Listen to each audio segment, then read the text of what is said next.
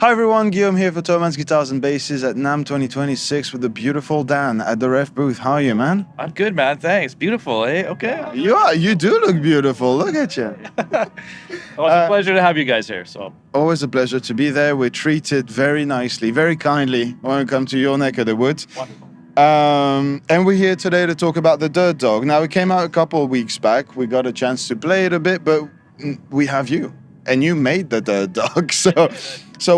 How did that come about? How was Joey involved in the process and all that? Can you tell us a bit? Absolutely. So when we kind of considered what the concept was going to be for the Dirt Dog, Joey was working on an album called Dog Ear, and used a specific Princeton model amplifier that was modified to be more like a tombow. And so we really wanted to shoot for the tone of that particular amplifier. Now, personally, I hadn't played it, but through descriptions and the sounds off the record, I was able to kind of piece together what I thought it might be, and then just present it to Joey and tweak from there, right? Because as I understood the story, the amp is no longer with us. I think Joey tweaked it a little to the grave. Yeah, tweaked it to death. Yes. I've been there and done that, so I know what that's like. That's right. But that didn't help me any. Yeah, right. But luckily, we did arrive at a certain destination, which is now the Dirt Dog. Okay, and so you basically shot it from the sounds that you heard on the record, Yeah. and then circuit-wise, what kind of clipping are we looking at? What kind of Yeah. design-wise, how'd you go about it? Yeah, absolutely. So it's primarily op amps with a little bit of dial distortion as well. Okay. Strategically done. I kind of borrowed some concepts from the Chat Breaker, which was our little experiment back last year.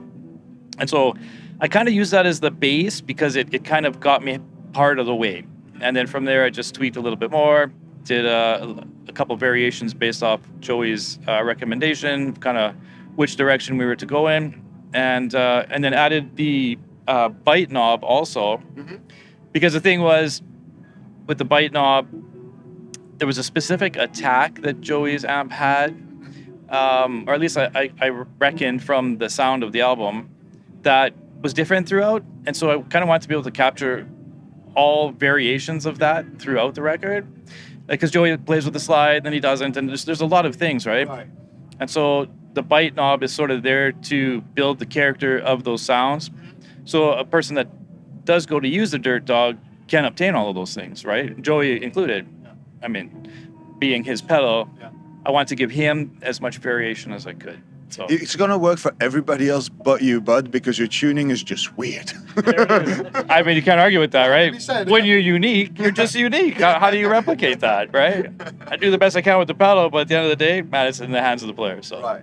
Okay. And did you have to? So how did you dial that in? Was it meant for a clean amp? Was it meant to work in a slightly distorted amp? Was it hard to EQ it for lower tunings, or like was any of that kind of part of the target as well? absolutely. So obviously, not obviously.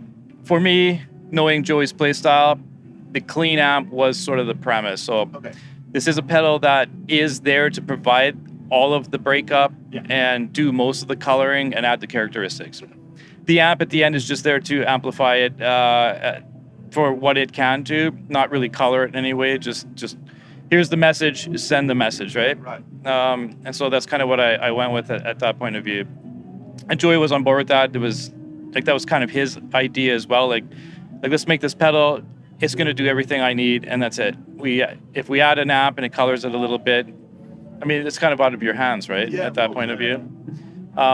But I was aiming at amps that had maybe a fuller body, like a Princeton or even our D20, where you can handle a pedal and just allow it to be as transparent as possible. And then in that regards, sorry, what was the other question? Part of the question? The EQ part of it. Like, what did you have to like adapt the range of EQ? Honestly, because I mean, you guys know how I design, right? Primarily, it's about clarity, transparency, tightness, stuff like that. And it was easy with Joey's sound because the attack is so focused and kind of more presence based. I didn't really have to worry too much about low end problems like that. And so EQ wise, I find that most amps that the pedal is used with accept it really well, even from a baritone guitar point of view. There was never really any weird EQ issues with it and whatnot. And so I just tried to capture as much of Joey's tone as I could, and the pedal kind of did the rest, right? If it was something that had maybe a bit more low end, okay, maybe then I would have worried about EQ a little bit more. Yeah. But the tone knob built into this pedal has a range, a pretty broad range, and it covered all bases. So I was pretty happy with the outcome.